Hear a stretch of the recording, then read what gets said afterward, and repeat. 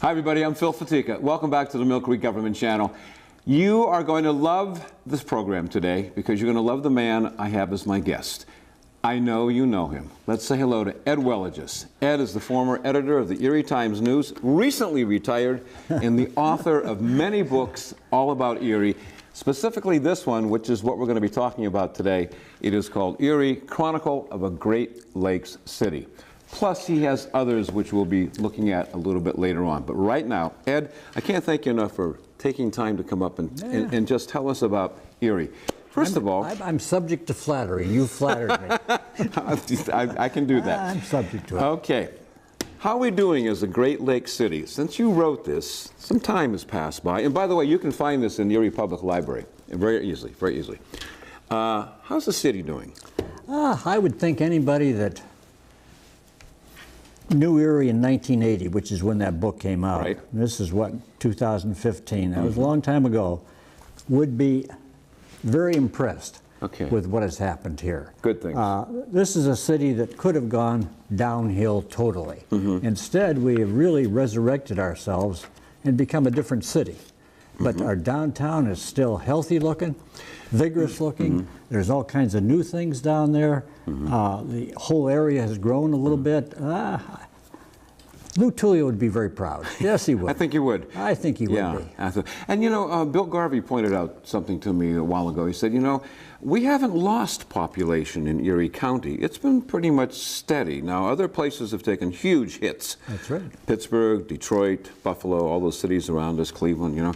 But the Chronicles of a Great Lakes City, certainly, here it is, and close up, we have a strong attachment to the water, hence the Bayfront development. But while you're on that camera, by the way, let me hold up some others that are done. Historic Erie County. This is a book that Mr. Welligis also authored, an illustrated history. You may find this one. Let me say something about that. Oh, sure. The show's yours. This book embarrasses me. Why? And the reason it embarrasses me is when the Historical Society approached me about doing this, the pitch was a book about where the jobs came from in Erie, where the Erie economy, which is what I tried to do. Then the financial firm who did the finances for this arbitrarily changed it, put the title Historic Erie County. Historic Erie County should have chapters on Edinburgh, Northeast, Albion, Corey, Union City. Not in there. Not in there. What kind of a book is that? Historic Erie County, and they don't talk about any of these. That's what I like about you. You're not afraid to tell it like it is. Let me ask you, so you had to do a lot of research, and certainly you're an historian, and where's the next historian coming from locally? Okay, there's Doris Kearns Goodwin. She does Lincoln, of course. But where's the next Ed Welligis? Well, no, they'd come along easy. A great book just put out by Henry Kriegel. We were just talking about Henry Kriegel. He just did that fine book about St. Patrick's. About St. Patrick's, And he could do it about St. Patrick's. He could have done it about the community. Yeah, he could have. I think so too. Oh, he could have. Oh, he could have. But what, in the meantime, you're working full time. You're working on the newspaper, and then you're producing this other work. A tremendous amount of work. I've written papers in college, you know. I mean, something has to take a little back seat for you to do this. Let me tell you another little lovely passion you have. Yeah, no, let me tell you another thing about this book. Please, please.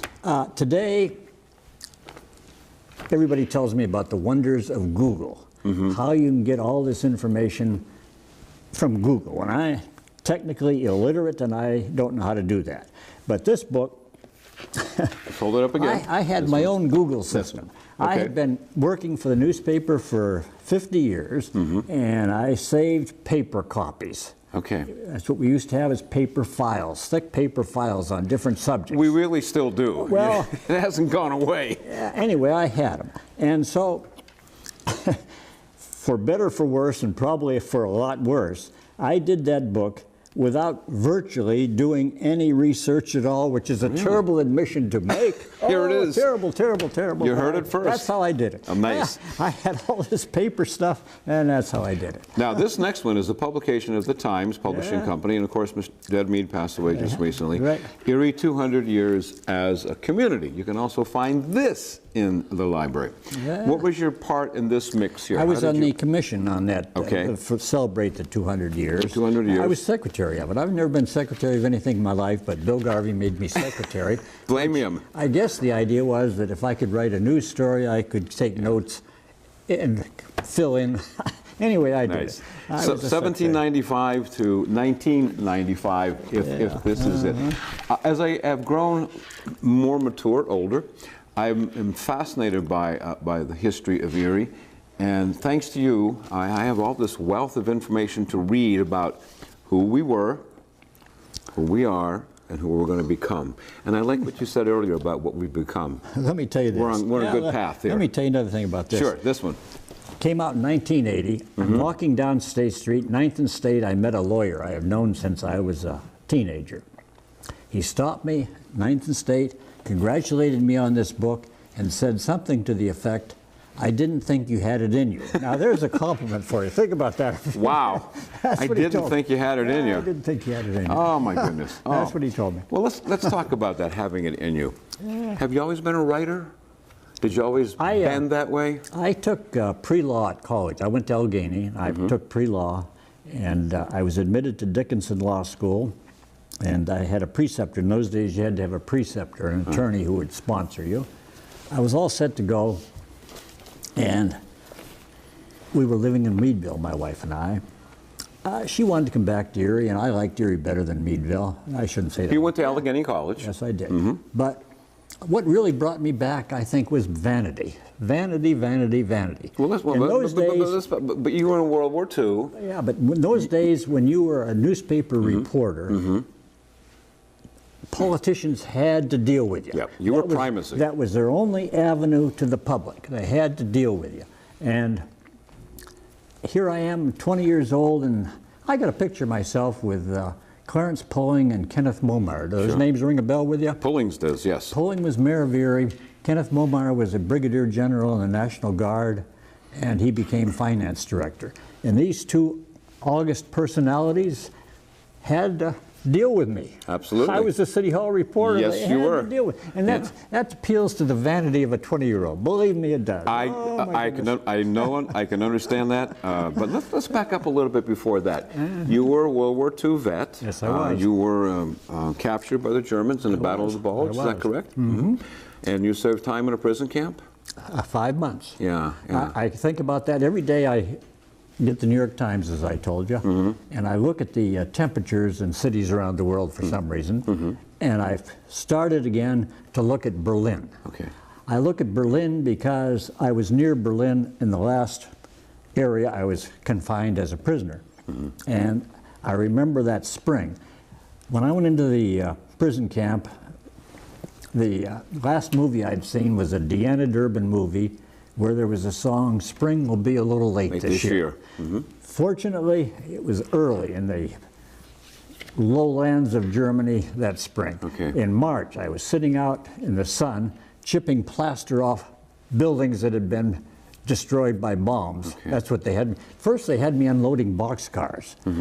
I dropped a few things, and they realized I wasn't the kind you want to carry out heavy things from a boxcar. So then they gave me a job more fitting, and that was chipping the plaster off bricks. But sitting out in the sun, when the bombers would come, the guards would run one way, the prisoners would run another way. Oh, really? Well, this is the end of the war. Everybody knew the war was going to end. They Yes. were afraid. The old men that were guarding us then were afraid of what was coming. Yeah, they weren't going to hurt you. Nobody escaped. Why would you escape? Get shot in the last month of the war? That would be foolish. So. Yeah, sure. All right. We discussed this before we went on the air, and I asked him, I said, the journalism, the newspaper, the printed word is always coming down to your cell phone or the internet, and your take on that. I mean, it's just... As I say, I'm technologically illiterate. I worked up until 1993, and the Times was already computerized by that time. Right. And I'd had to learn that late in life. So I learned enough to get by, but I wasn't comfortable with it. Today, I couldn't function there. I couldn't function at the newspaper today. I'd have to have an intense course of electronic navigation. No, I understand it because I get to work with those people closely. you would be assigned, Ed, one of these phones, and you would not only use your phone to type out a story, but you would also use the phone to take a picture of the event, and you would be responsible for putting that photograph up online. You'd be a photographer and a reporter. You'd be everything and make sure that the windows are clean before you go home. And that's true, I believe, in all the media that we see surrounding us today, in Erie especially, the medium-sized to smaller markets. I wouldn't be so unconvinced that it's not true in bigger markets too. The number of people working has shrunk, and I don't like that. And more is expected of you. Oh, more is expected. Way more. You know that the mayor, the politicians would be responsible to a 20-year-old. There was a primacy about a newspaper that is no longer there today, and it's happening everywhere. So the internet has caused that to change, of course. And if you could go back today, what would you change to say, don't do that? Well, something just occurred to me. Sure. You know that today the obituaries in the paper you pay for. Absolutely, I know that. My uncle just passed away and I had to pay for it. So if you're wise, you prepare your obituary in advance so the funeral director doesn't do it for you. Yes. So I've prepared mine. Vanity. No. Anyway, let me tell you, one paragraph I have in there. I had a breakfast meeting with Eleanor Roosevelt. I went to a White House luncheon with Ronald Reagan. I rode around town with Jimmy Carter. I interviewed George Marshall. How did that happen? It was because they had, anybody that came to town, they dealt with the newspaper. Yes. Today, they deal with the television stations. Right. That's what they do. But you've been a witness to history for the last... How fortunate when you think about it. How fortunate. And how interesting. How interesting. And you've reported on it. And you know, it was at the beginning you said, isn't it interesting that Erie is doing okay? So when I go to these luncheons with a group of lawyers like I do every week, I look at them, and if I'd have been a lawyer, I'd have made more money. In fact, I'd be in... Anyway, fortunately for me, unexpectedly, my mother left me some money. That's even better. So the real grievous reason for my stupidity, it's been overcome to a degree. You see what I'm saying? How lucky I am. How lucky I am. But you've witnessed this. I wouldn't have had that opportunity as a young lawyer. No. And you're the sagacious observer here. You're the person that puts this into a kind of a perspective and writes about it again in a chronicle of a Great Lakes study, which you can get in the library. And you like what's going on? The Bayfront's developing. I believe there's a strong movement among the young people behind the cameras here wanting to move back into the city. They see that as vibrant. They want that to be happening. I see this as really good things. I have a son that lives in Columbus, and when he comes to Erie, they usually stay at the Sheridan. And we get down there, and you look around from that Sheridan vantage point. Astonishing. Yes, absolutely it is. Astonishing. You'd be hard-pressed in any city to beat that view. Another thing, I can remember going with Joe Martin, a former mayor, and then he became port administrator. We're sitting somewhere, probably at the yacht club, and he's saying to me, to look at these boats, you have to figure $1,000 a foot. Now, this is 40 years ago. Yes. I'm sure it's a lot more than that today. But the number of boats then, compared to the number, if you kind of started counting it, even $1,000 a foot, get down there. $1,000 a foot, look at it. Oh, my goodness. Explosion of marinas down there. Oh, absolutely. Speaking of explosions, the Erie newspaper for which you work is published in, or is printed rather, in Butler and trucked up here. But I think there's also another newspaper that's vibrant in Erie. It's called the Erie Reader. And are you familiar with that? And it's in the hands of some younger people.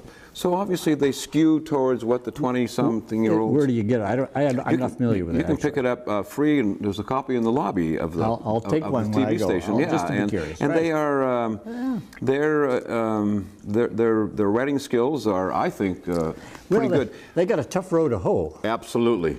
Thank you for saying that. Millcreek Leader. Remember the Millcreek Leader? Yeah. Corey Journal. Millcreek Leader for a while had Len Colvis as their... Len, sure. Len, yeah. And he was extremely competent. And if he couldn't make it really a go, it's going to be tough for anybody less experienced than him to make a go of it, I would think. Let's talk about that toughness, because here I am holding up the iPhone, and what is it about this? I didn't bring the paper, I left it behind the set. What is it about the print that the young lady behind the camera doesn't want to read? They want to go to here. They want to go to this. They don't want to go to what you used to do. Well, I suppose that's a matter of taste and what you're used to. Yeah. But that's a shame, really, because even if you can get the picture there, it's not going to be as good as a full-page picture. Correct. It's not going to be as vivid, not going to come across with the impact. One of the things I did at the Times that I'm most proud of, they weren't really reviewing books. And I was greedy for books. Oh, so yes. I started reviewing books. I remember that. And if you work at it, even in a town the size of Erie, you got a lot of books. I have about 6,000 books in my home. 6,000 books. To this day? To this, I still got them. Good for you. I've got 6,000 books. And I delight in books. I'm still buying books. Would you buy a book because you can now put it on these? No, or you can put it on a small, and you go, no, I wouldn't. You wouldn't do that. I wouldn't do that. Okay. I see these people, and in doctors' offices, I sometimes think that would be a good thing. You see them, instead of just sitting there, they're on that, and that's a use I can understand. Okay. But I buy books. I would. Oh, I do too. I have to hold it in my hand and feel it. Books. Yeah, I buy books. Yeah. I always. Now let's broaden your view a little bit, okay? Around the country, around the United States, maybe even around the world, what is your take on where journalism is going and are headed? You know, you hear people suing people because of the horrible things that were said about them or their daughters or their family.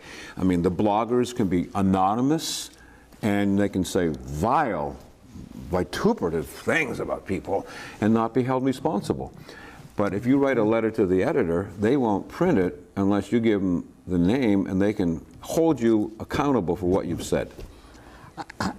Easy to take cheap shots. If I was a young reporter today, I'd be learier about exposing myself to risks. It was a more casual era.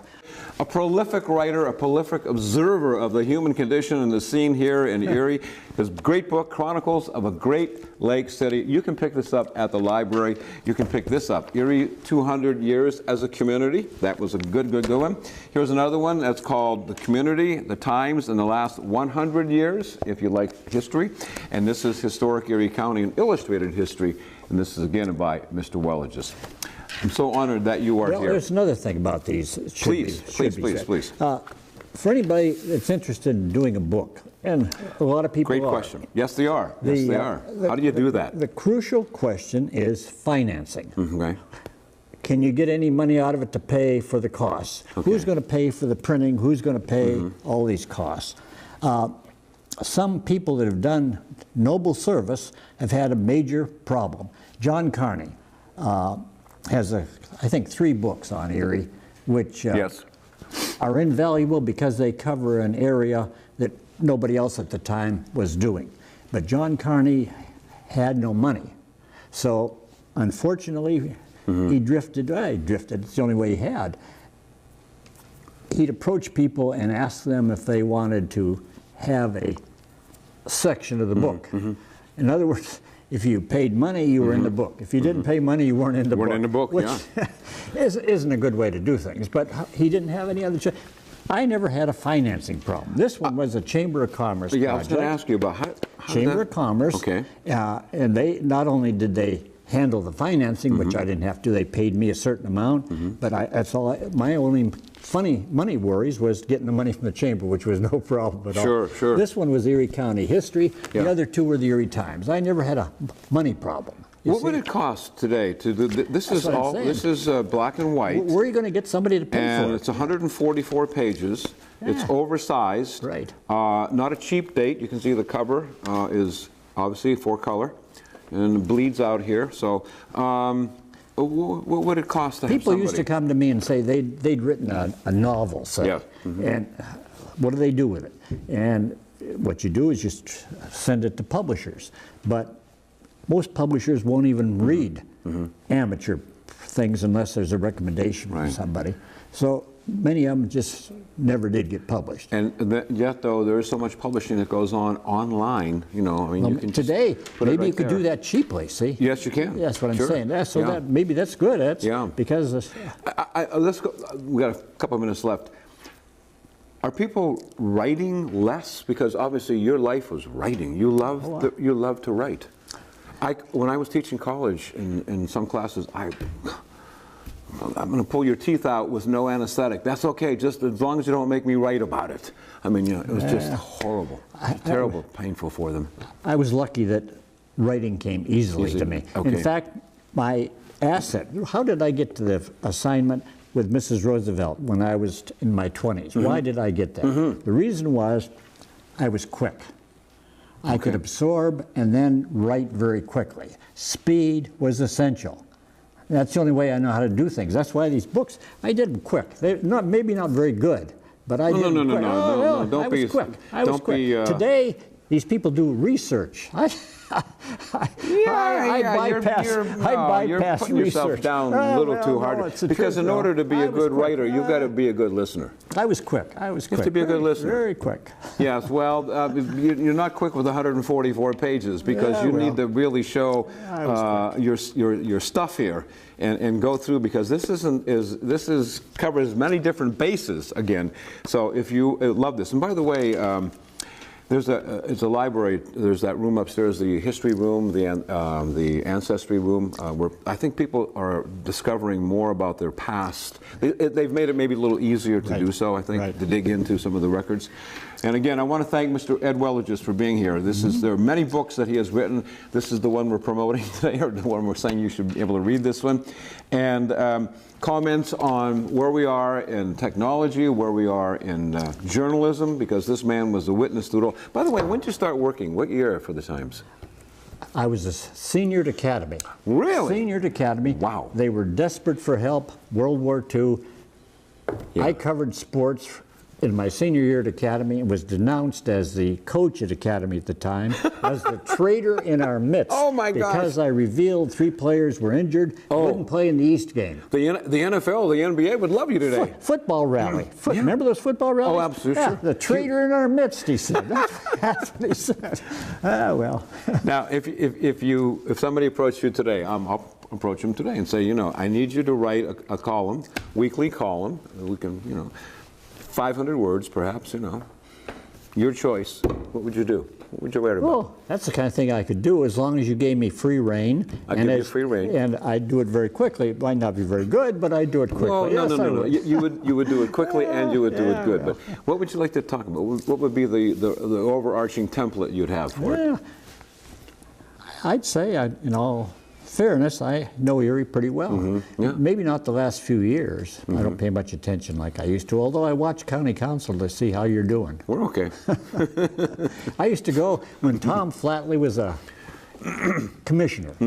And Fred Lamberton was the commissioner. Sure. That's where I am, way back then. Louis Zimick. Oh, yeah, I remember him well. And Del Darling, who remembers Del Darling today? He was a circus performer one time. But so you would write it politically? There'd be a political bent to it? I mean, God, look what's going on in Washington and Harrisburg. I mean, you know, especially Washington. I did a political column for, I bet, 35 years. I bet. I enjoyed politicians. I was very friendly with Ray Schaefer, Allegheny. That's the reason. Allegheny, he was district attorney when I was in Meadville, and he used to have me down and fly me around with him. It's nice. We went to a highway convention in Atlantic City one time. They were waiting on a red carpet, and he shoves me out the door first, and these people look at the face, who in the hell is this guy? Who is it? Yeah, Schaefer, being playful. Nice man. I liked him. You're a nice man, and we like you. All right, thank you. Thank you for giving your time to come up and spread your wisdom among us. Again, we're looking at Erie Chronicles of a Great Lakes City. This book is available at any branch of the Erie Public Library, and there's lots of branches. Thanks for joining us today. I'm Phil Fatica, along with Ed Welligis. Okay. Take care until next time. Bye-bye.